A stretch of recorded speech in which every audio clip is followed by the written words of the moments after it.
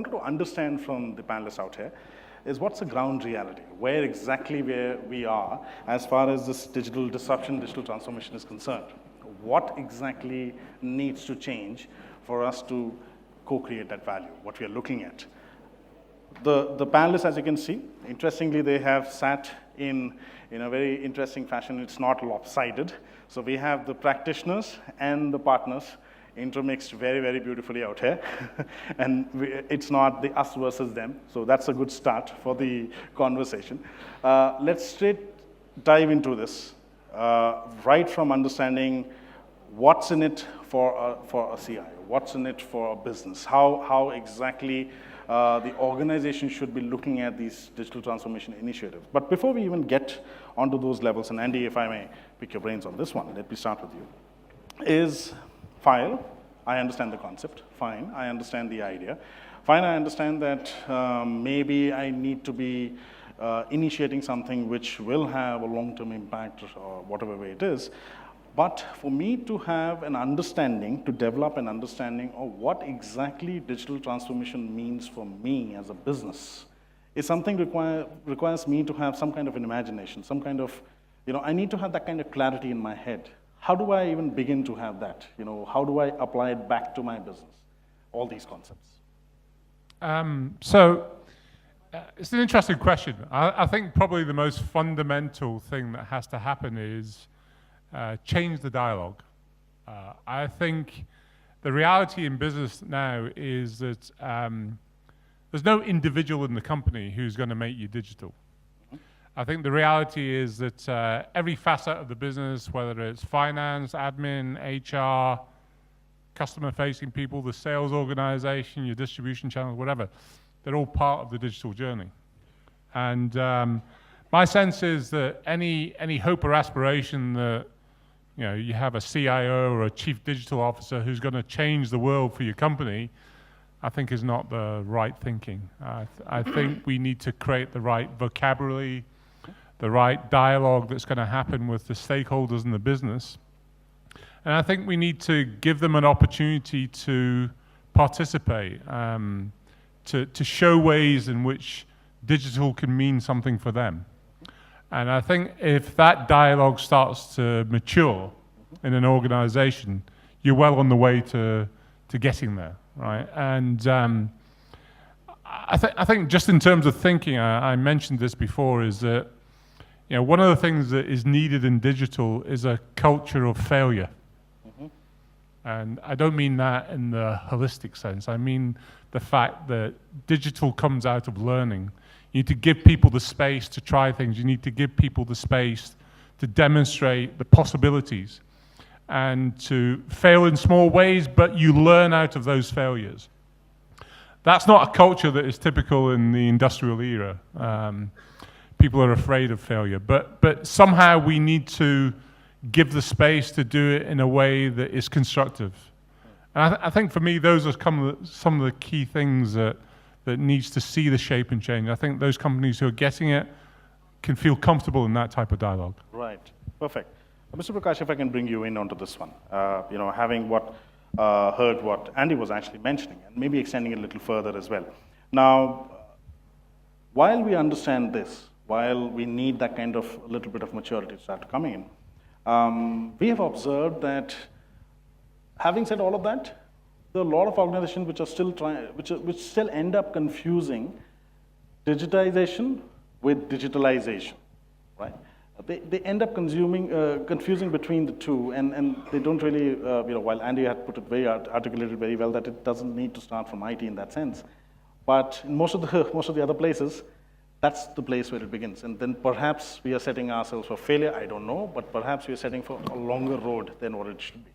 How do you see that approach should be changing? What do you see in that sense a role of a CIO or the decision maker panning out to be? I think, over the years, we are implementing many IT projects. So by default, we always think that everything is digital. I think digital project is different than digital transformation. Yeah. So it is now more an IT project, IT solution. I think it is a organization strategy to improve our efficiency and compete in the market.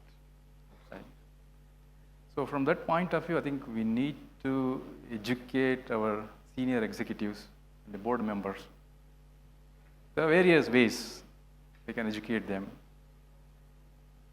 We can actually invite the people who know the digital transformation very well, so that many times, internal people cannot influence. Outside people always can much better influence. Bring them and make them to understand. Right. The other way, best way IT can do is, IT actually can contribute in much bigger way, promote innovation, and showcase what digital means to the business. Because many times business also cannot understand, because somewhere we need to start. Right. So from that way, I think, make a good beginning and showcase this. And we have done this in TKM. We also have facing the same problem because we had to start. We created an innovative culture, and IT took the leadership and worked very closely with the business, identified the key problems they have, Right. how we can solve them through this. Then maybe at least give them start with a small, and at least get the results out of this and enjoy the fruits. Right. Then maybe slowly we can expand to the organization. Interesting. Perfect. Now, if I can bring Mr. Chawla into this conversation. Now, interesting point. We need to start small, quick wins. Perhaps help the business imagine what digital transformation can do for you. But the primary ask of any business, whether you are a startup or a new business or a digital economy or a giant or a mammoth old organization in that sense, the primary ask is that the market is changing as fast as it can, and we need the business to respond. We need the IT to help business respond as fast as possible. Now, it works well with perhaps startups because they don't have that kind of baggage onto that. It works perhaps with digital economy because their core might be centered around the changes what we're talking about. But larger organizations, and I'm sure you are better placed to answer this one because you've had stints with Flipkarts and now you're with Sterlite, two ends of the spectrum. How do you deal with this rich legacy which giants have? How do you actually make sure that while we need to bring in the quick wins, etc., we also need to bring in an ecosystem which is going to make these larger organizations nimbler? How do you make a giant dance? Sure. And I think that's where it's two different paradigms. But if you look at it, I would say that no organization can be old. We can call it old in terms of duration. Right. But in today's world, if you think that you can be old, you are pretty much out of the business tomorrow. Yep. So with that perspective, though these startups don't, as Gunjan said, that don't have baggage, they are able to pivot from one position to another very quickly because that's what the economy of that organization demands. But the same pressures are there for companies like Sterlite Technologies. They are no different. They're different in the sense, but the agility, as you mentioned, is as much a need for an organization which has been there in the business for a longer period of time. Right. But I have a different take on it in terms of that the business needs to be invited.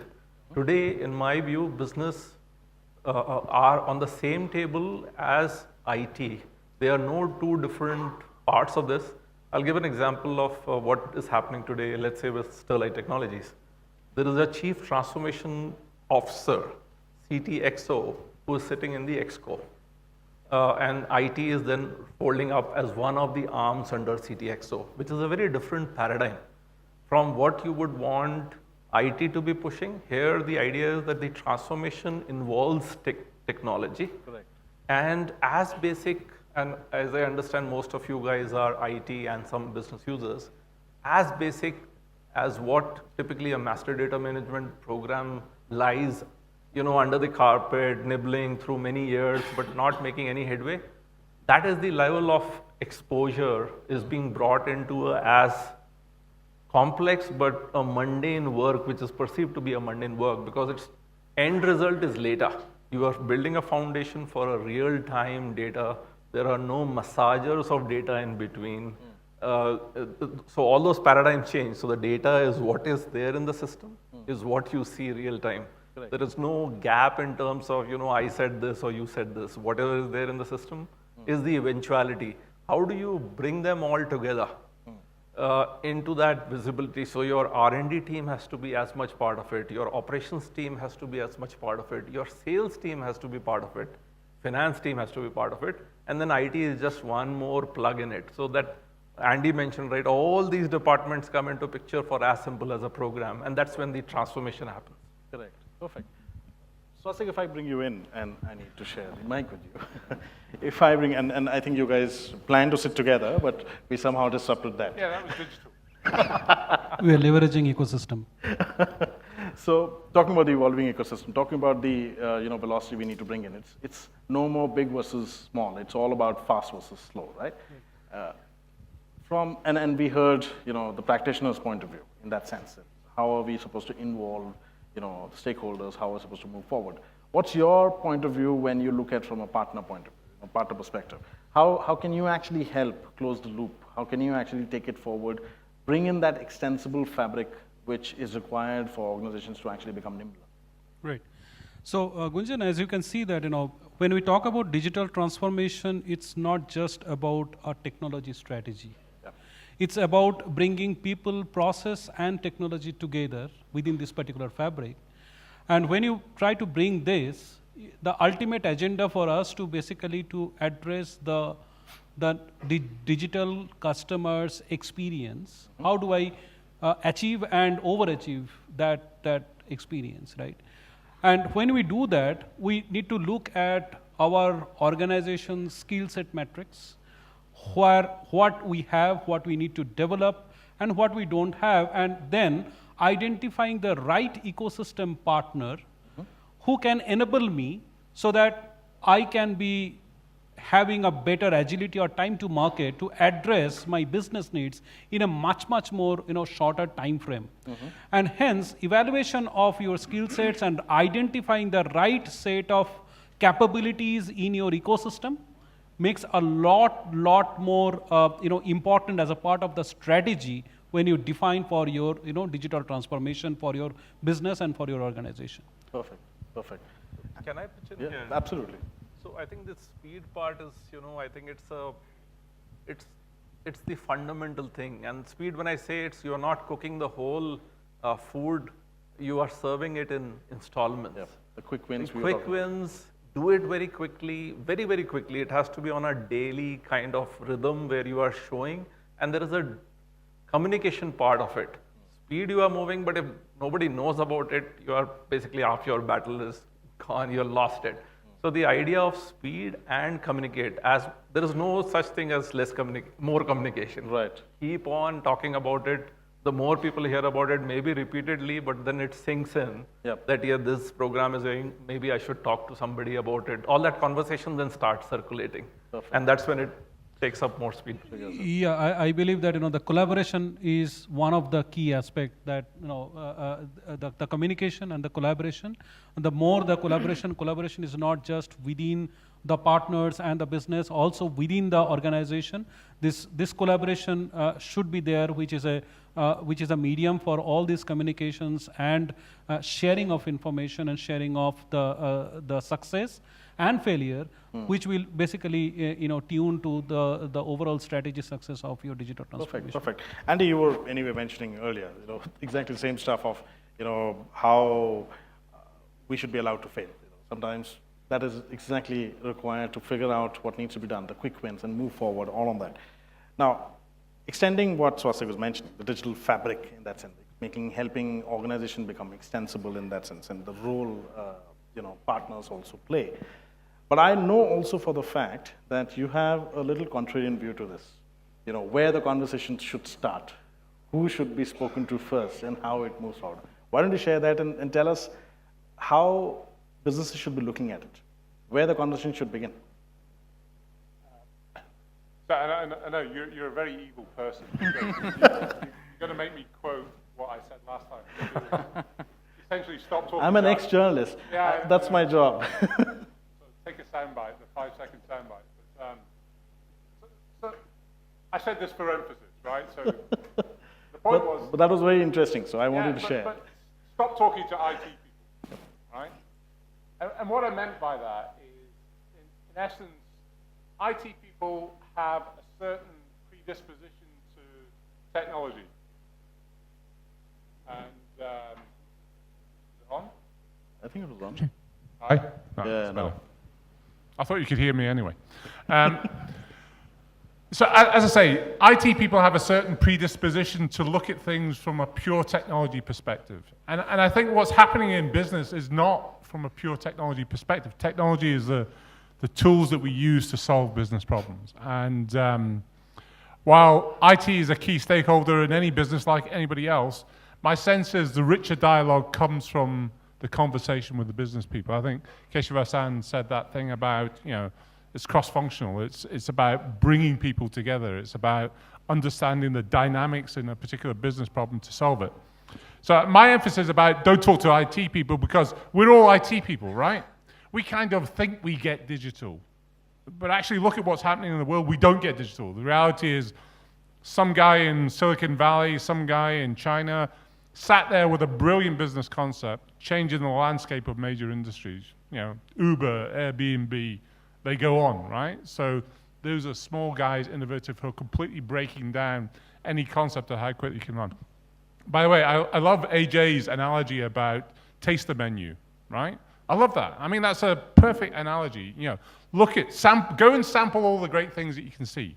You'll then start to understand what you really like, what makes sense, what's exciting, right, in the menu of things to come. And I think, for me, it's kind of challenging your own thought process to kind of let go a little bit and listen. Actually, one of the problems is we all have a predisposition to think about we know the answers to problems. We generally, in the digital world, it's so complicated, so diverse, so dynamic.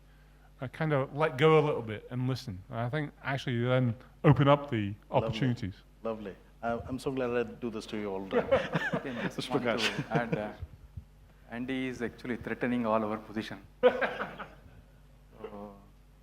my practical point of view, I think in an organization, most of the functions are silos. Their knowledge of the organization is limited to their own function. But here is an IT function who has the complete knowledge of the organization.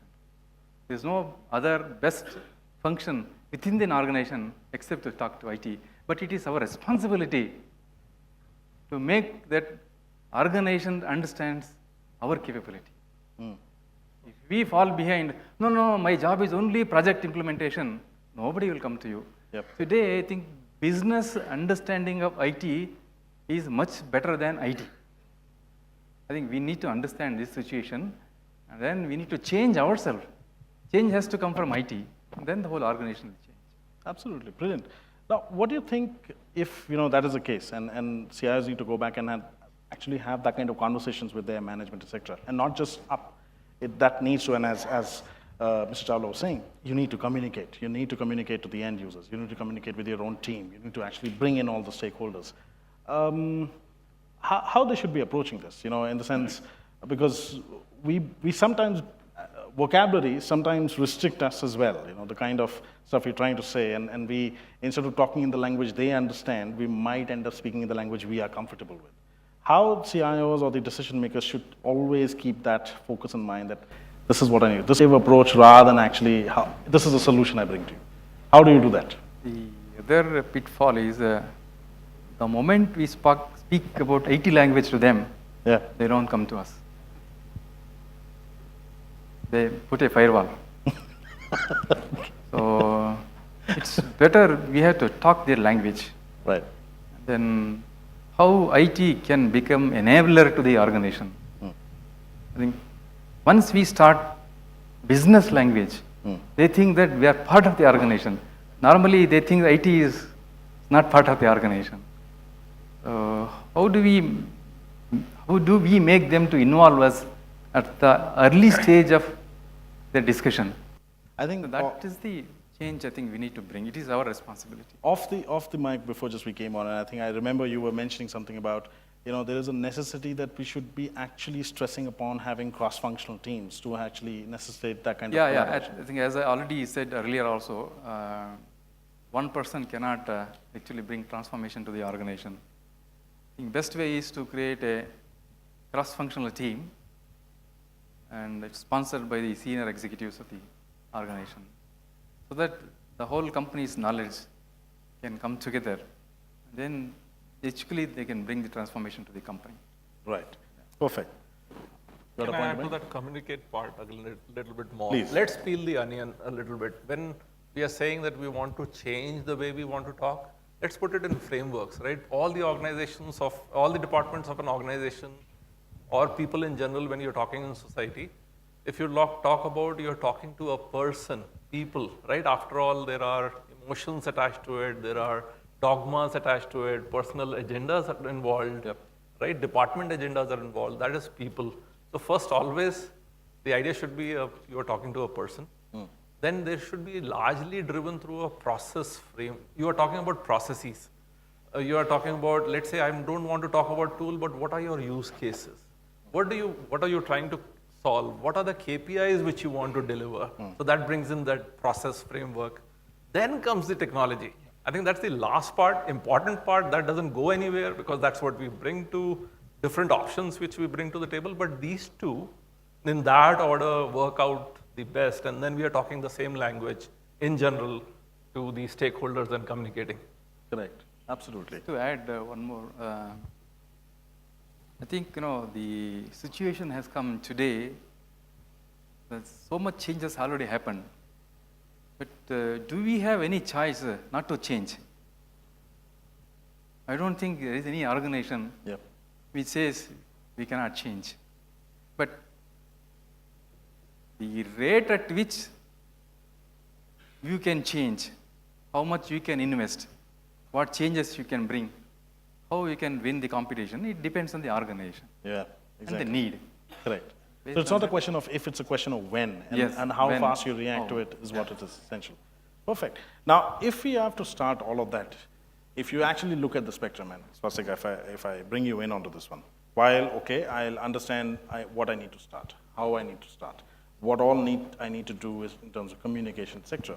There's one very critical aspect of measurability. How do I measure my success or failure as well?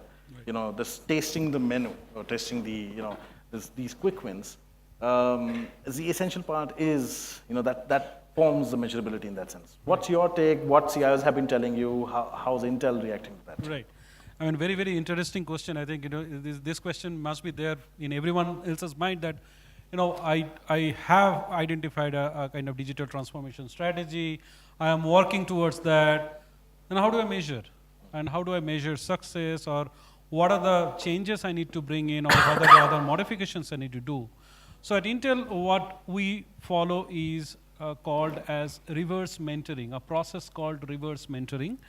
I mean, you can Google it, you can figure it out though. And reverse mentoring is one such thing to get a statistical set within your organization that resembles the digital customer that you are ultimately planning to support. So what the process basically does is identifying the millennials in your organization and the kind of services, the IT support services or the business process services that you offer, and what is the reaction of the millennials to those things, and capture those feedback and do those mid-course correction in your digital transformation strategy so that you are better equipped to meet the end customer needs for which you have defined your business processes and you have your products aligned to that. So the reverse mentoring is one such thing that needs to be practiced in every business to identify the right set of millennials within your organization and use them as a measurement that how your business process or your product is going to perform, and also that you get to have an early feedback loop so that you can have start or operating on that. The other part happens to be that having an agile process, agile development process also, so that you can quickly do all those permutation combinations, Right. and then have the products ready, the beta products ready, so that you can test and verify that part. Okay, perfect. Now, measurability, Andy, measurability, all of those things. At the end of the day, I'm hearing, while processes are important, technology is the easiest bit. It's people, which is the most important keg in the wheel, most important aspect over there. Now, I just wanted to understand from you, and correct me if I'm wrong, is that a very simplistic definition of when you start to say human-centric innovation? How do you actually build on that? What exactly are you talking about, when people is an important part, and Fujitsu is talking about human-centric innovation, where these things are meeting? I think all the panelists have kind of... Are you around again? Is it? No, it's okay. Right, okay, you're so back. I'm back. So I think all the panelists have emphasized the point, right? Yeah. Is that ultimately any of the innovation is going to come from individuals. It's going to come from people. It's going to come from people who've got insight. And they get insight by collaborating, right? They work together, working cross-functional. They bring inputs and different dimensions to the problem that gives them new insight. I think for Fujitsu's vision about human-centric is that's true everywhere, right? It's always been true, right? The reality is that businesses, societies exist because of the will of individuals, Yep. because of the creativity, the passion, the tenacity, whatever human qualities exist to take us forward, those are the essence of success, right? Those are the essence of progress. And human-centric innovation is really about trying to make sure that we always bear that in mind in business. The intelligence of a society is how we empower the individuals to do good. And I think all that we're talking about here is about how do we make that happen in a constructive way. Is that, I think I mentioned before, the contrast of the industrial era to the digital era is that industrialization was all about the specialism of work. Mm-hmm. Let's break down the work so that people are so specialists, so skilled in one thing, in one dimension, that we can make the whole thing efficient. And of course, in an industrial era, that was incredibly important. And we're here because of it, right? Yep. This is a journey we made. But we're now in a society, we're now in an evolutionary step that means that there is so much more knowledge available to the human race. And to restrict the dimension of people to an individual specialism is a limited thought process. So I think we're contrasting that human-centric is about free people from that concept and allow people the space to step across, to move next door, to move up, across, out, to be global. I mean, the fact that in the industrial age, your reach was, your town, your village, your company, your department, your country, but now it's global. We're all connected in some way. We all have a potential platform in which to show what we're capable of. Right. And I think human-centric is just about that vision about, it's really possible. I mean, what's there? I mean, we're seeing it. I mean, it's happening all the time. Companies are springing out of startups all over the place that have absolutely global impact. That's the essence of human-centric. Perfect. Makes sense. Now, there's a question before I open up the audience, and I wanted to pick your brains, both Mr. Chawla and Mr. Prakash. I'd like to bring both of you in. Perhaps I'll begin with you, Mr. Chawla. Getting real with digital disruption, and we've been talking about people and at its core, etc. Getting real with digital disruption translates into bringing in greater user personalization, user experience. Actually, you're basically losing control of, conventionally, if you look at how information technology in an organization used to be built around, and the control is actually being passed on to the end user, the millennials, what Swastik was mentioning, people, what we have been discussing right now. How do you prep your teams for that? How do you prep yourself for that kind of change? Right. Both of you. I think Please begin. Okay. So I think very, very interesting part, because that's where IT traditionally was, as a silo, right? We wanted to keep information to us in terms of technology and tools. But today, if you want that whole idea about people should have information that's a given, they are expecting it then and there. A sales guy going to talk to a customer wants to know the details about it then and there. You can't control and keep creating reports or feed in data to him when he wants. It should be available whenever on the tap. You create a master template for them if they want to, but largely make it self-serve. Now, behind that, for all the technology involved in terms of making it safer for the data to get disseminated, wherever he wants it, on whichever device he wants it, in the format he wants it, largely that should be the end goal. And then from a security point of view, you keep creating more fences around it so that the break-ins don't happen, because after all, that is sensitive data. But you cannot stop today a data to be used by people where they want and how they want to do it. Fair enough. What's your take to it? Just to add, of course, everybody wants to control for themselves. Of course, IT also doesn't want to live out so easily.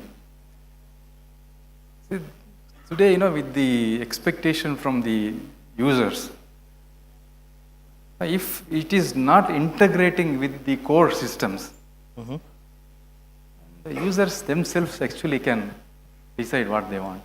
And then they have to talk to the core systems. Right. Then, I think that way, can manage the expectations from business. So they all know that after a certain stage, they have to come to IT. But it's also up to us. If we don't provide them the right solution, definitely they go out. Yeah, they'll find it on their own. Definitely, because at the end of the day, because they have a pressure, they have to deliver. Absolutely. And that's what digital disruption is all about. At the end of the day, it's business has to sustain. Correct. Business has to. Perfect. So I will take one step further, even for core applications, right? In today's world, when they would want a sales guy, when he's selling, that if it's a make to stock order, I'm making it very specific so that I think people can relate to it. The idea being that you don't want to control that information, because that is all part of the data which I'm talking about. My revenue which is generating, what I'm going to sell. There is an interesting company, Equinix, which is selling space and power. For that, a sales guy selling it to likes of Facebook or Google needs to know at then and there, can I sell 10 by 10 square feet or not? So that he has to make that decision. That is core data coming in, but you are enabling that data to be available. Let's say if it is on the device, you would put in enough controls from a mobile device management, and that's where partners come in from both hardware enablement, security, and partners who have that experience. Correct. That you are making the right call. And if you make a step which is wrong, again, I like to use that favorite word, pivot to a next solution. There is a solution which is waiting for it to be solved. Right. But the data has to go, whatever type of data he needs, it should go to him or her. Correct. Perfect. In a lighter way, sometimes, we should allow users themselves to experience it. Then they understand the value of sorry. That is a lighter note. Perfect point, sir. So this is the time when I open it out to the audience. The hand is already raised. I'm liking it. There are mics around. If you can very quickly get the mic to this gentleman. If you just raise your hand up for the benefit of everything. If you just put your hand up. There comes the mic. Hi. My question is related to, the person asking question is this side. This side. Yeah. Okay, sorry, too bad. Stand up. I was wondering, how are you not speaking and I can still hear you? Sorry That for was the magic. sorry for the digital disruption. Where's the gentleman? Out there. This Digital disruption. That is disruption. Yes, tell me please. Probably one of the interesting question being asked by most of the C-level executives. We talk a lot about digital transformation and innovation, which goes hand by hand. Okay. End of the day, this leads to more investment on your application re-engineering, taking away or going away with your legacy infrastructure, and the set of tools you might be using today for your the service decks or help decks or application management, monitoring, blah, blah, blah. The end of the day, the customer says that, okay, my investment today is X and you are taking me to 10X, but the ROI is not even 5X or not even 3X. So in this digital world, the way we are pitching for digital transformation, how do we justify the investment from a client perspective to ensure that the client gets best ROI, maybe whatever the timeline we commit for? Interesting. Is the ROI conversation still valid in this paradigm? I think You want to take it? let me have a crack of it. I mean, the first point is, what does your customer need, right? So the ROI investment case is something which is, I think to Keshava's point, is, so what if you don't change? So if your customers are coming to you and saying, okay, I see a potential to do X, Y, Z, I need that. You're sat there going, there's no return on investment. In fact, I don't understand how to make a return on investment, right? I wonder how Airbnb thought of that, right? I mean, they didn't care, right? They weren't going, I wonder what's going to happen to the return on investment if I go out and advertise, or I encourage people to come online and sell services. Now the whole hotel industry, the whole accommodation, travel, whatever, they're threatened by this, right? Nobody was thinking about ROI. They were thinking about how to serve the customer. So the conversation about ROI is still an industrial type concept, right? I mean, of course, in business and finance, we have to get there. The issue is how to get there. I mean, one thing I don't see is companies just don't bin their investment, right? I mean, whether you're an automotive, whether you're a big IT player, whether you're a manufacturer, whether you're any type of industrialist, there's no flipping a switch. I didn't dump all my old infrastructure and move to new infrastructure. There's a journey. Yep. And the journey is what determines your return on investment. Because if you start to serve your customers better, or in fact you find new customers, or you defend against your competition, that's the journey that you're on, right? And I think one of the things that I would say is that in the digital era, actually the investment's usually not that big. Because actually, in a software-defined world, actually what you need is people who can understand that world and create it quickly. Yep, sorry. There you go. Just to add, what Andy mentioned. So when you look at the investment and ROI, you are treating IT as still as a cost center in the organization. Now there are two questions comes that if you don't do, then what is the impact on your business? I will evaluate that impact first. And the second part being there that investment, whether it is 10x, just for the discussion's sake, if we are taking a 10x investment, how that translates to the business value that it can bring, rather than a potential ROI analysis for a typical cost center for an IT is involved. I think these are the two discussions need to happen first. And in the digital transformation discussions are more towards how IT can be an enabler of the business rather than IT to be treated as a cost center and profit and loss statement for IT. I think that these are the two dimensions that needs to be seen. I think one more thing which you can do there is largely instead of ROI, talk about the KPIs and break that problem into smaller chunks as much as possible. Yeah. Now, when it will come to ERPs and the HR systems, they are big by itself. That's a necessity or a compliance thing which comes in, which will take care of how Swastik was saying that impact of not doing it. But otherwise, break the problem, make it KPI centric. And I think users are smart that they will think, it's not a question about ROI as of sitting today, but what I'm going to get benefits out of. The value.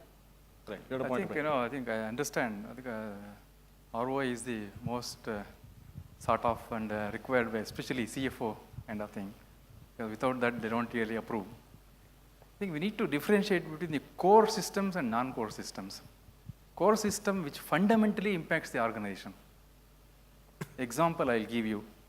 retail business, the statistics says if it crosses 20% threshold, doesn't return back. That means everything has to happen digitally. So nobody thought that 5 years back or 10 years back, retail is going to grow so much. Today is totally different. So we need to understand that perspective. If it impacts the organization, we need to invest. Yep, perfect. Finally, you get your Chance. voice. Yeah, this is Hari from Practo Technologies. I have a few questions and a few comments if I can, right? The first question is more in terms of, you guys are talking about how do we go about digital transformation and things like that. What I would like to know is about the insights into digital transformation, because one survey says 70 to 80% of the objectives of digital transformation is not met, and then the sponsors are not happy with it. Is it because the clear expectations are not set, or is it like the way metro happens in Bangalore, started way back 10 years back, but by the time we achieve it, the market has moved on, and that's the way digital transformation is, right? So we need to look at why it is not meeting expectations and what should we do differently to achieve that. Coming back to the comments part, I think the way I read it from what has been conveyed so far is like we are still treating digital transformation as a typical project wherein we say, this is what we will be achieving, this is how we go about it, this is the time it takes, and this is the support we need from business and these people. But again, to be honest, be it IT, be it business, nobody knows how the industry is changing, right? Absolutely. The way you mentioned, be it retail, be it Amazon, be it anything else, people are way ahead, and then the way technology is changing it, we got to be ahead. Correct. And the point is, today, if I'm talking about investments, tomorrow I may not even exist. I got to make investments, like a startup, start implementing it, understand how the customers are using it, and build a market when nobody else is seeing around. Otherwise, we'll all perish, right? Yep. This is a comment part. Again, please, you can answer the questions. Andy. So it's a very good insight. So why did digital things fail? Because we've got A to B thinking, right? I do A, I get B outcome. It's not like that. Digital is not like that. It's changing all the time. The landscape changes all the time. Part of the problem is if you talk about monolithic, especially in software, I have a great concept. Okay, what am I going to build? I'm going to build a retail portal. I have an outcome base. Okay, I'm going to build a big software project. I'm going to do something, and then it will all change.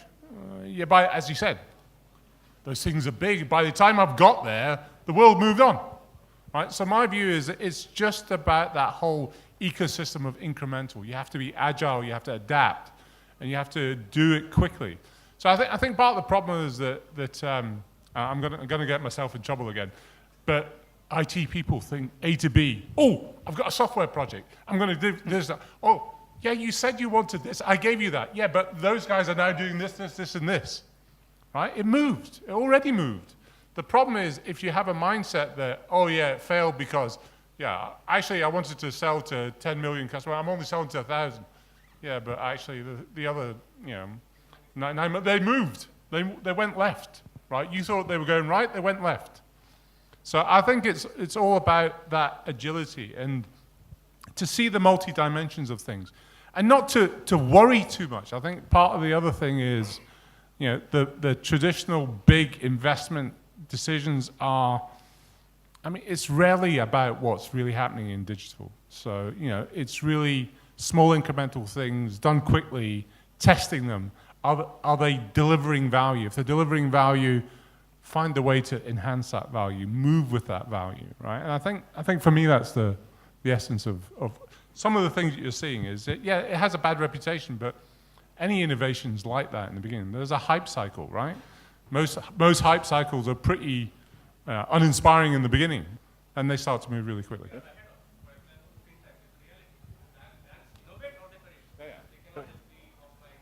I'll take 10 seconds. I think largely the idea is in some cases you have to, again, my question is, some cases you would not know the use cases. Because if you bring in machine learning and AI, for example, in some paradigm, it could be many such cases. You are asking the machine then to figure out a pattern and suggest what is wrong, whether it is taking data from machines or people data. So somewhere that, that whole idea of acceptability of failure also is because you are there, you are trying out different things. You are no longer saying it's a predictive outcome. Absolutely. Perfect. I mean, the way this conversation actually is going, given to me. Have one- I would have Have actually. one comment on this? I am about to close, but okay, I'll take the last comment. Sorry, sir, we have to take this offline. Please tell me. It's a simple comment that the IT industries, right, which are promising the digital transformation, are they themselves digitally transformed? Because if I enter into an IT company, I have to register my laptops, my all devices, including employees also they have to do. They don't have their own security measures in their place. But how do they promise for their customers, right, digital transformation? You want to try it? Andy seems to be having a field day.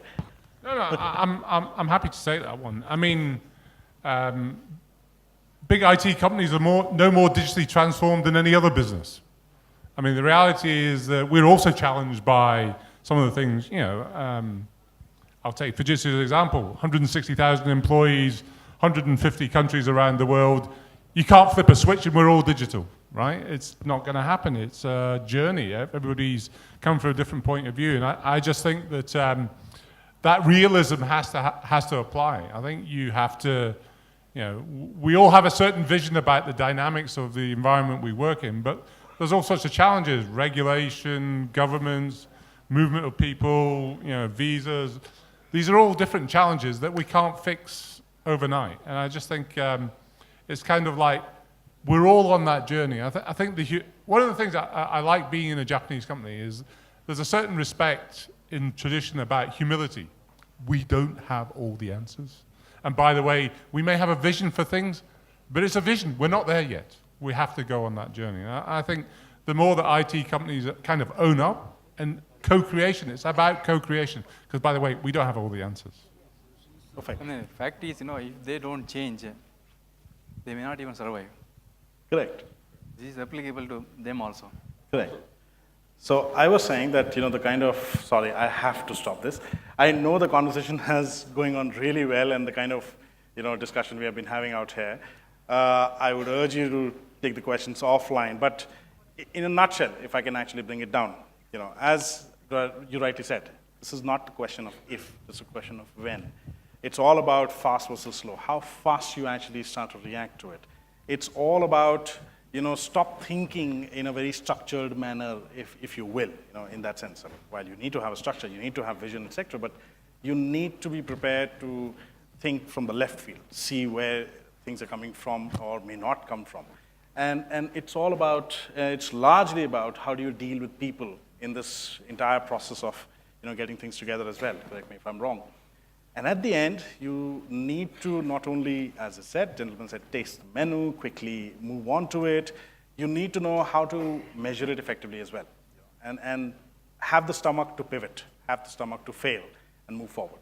This is the journey in continuum as the subject. This is the conversation is also in continuum, but let's end it over here.